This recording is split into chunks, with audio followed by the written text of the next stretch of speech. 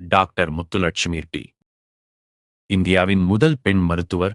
தேவதாசி முறை எனும் சமூக அவலத்தை வேர் அறுக்கப் போராடிய சீர்திருத்தவாதி டாக்டர் முத்துலட்சுமி ரெட்டி 1886 ஜூலை 30ஆம் தேதி புதுக்கோட்டையில் பிறந்தார். 1968 தனது 82ஆம் வயதில் மறைந்தார்.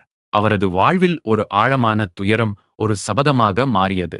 1923 அவரது தங்கை புற்றுநோயால் இறந்தார். அதனால் புற்றுநோயை அடியோடு ஒழிக்க வேண்டும் என்று சபதம் மேற்கொண்டார். அதன் விளைவாக 1949 புற்றுநோய் நிவாரண மருத்துவமனையைத் தொடங்கினார். அவரது முயற்சியால் உருவான சென்னை அடையாறு புற்றுநோய் ஆராய்ச்சி நிறுவனத்துக்கு பிரதமர் ஜவஹர்லால் நேரு அடிக்கல் நாட்டினார்.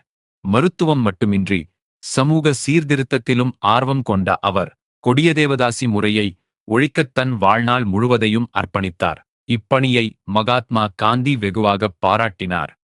இந்த ஈடுபாட்டின் காரணமாக 1929 தமிழக சட்டமன்ற மேலவை உறுப்பினராக நியமிக்கப்பட்டார். தந்தை பெரியார், திருவி கல்யாண சுந்தரம் போன்றோர் தீவிரமாக ஆதரித்ததால் நீதிக் கட்சி அரசாங்கம் தேவதாசி ஒழிப்புச் சட்டத்தை நிறைவேற்றியது. மகளிர் நலனுக்காகவும் அயராது உழைத்தார். 1930 பூனாவில் அனைத்திந்திய பெண்கள் மாநாட்டை நடத்தினார்.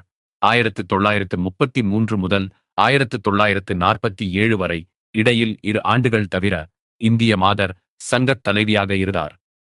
ஆதரவற்றோருக்கு மறுவாழ்வு தர சாந்தோமில் அவ்வையில்லம் எனும் அடைக்கல நிலையத்தை தொடங்கினார். அது தற்போது சென்னை அடையாறில் செயல்படுகிறது.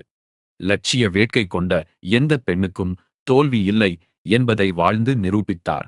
அவரது சேவைகளுக்காக மத்திய அரசு 1956 பத்மபூஷன் விருது வழங்கி கௌரவித்தது.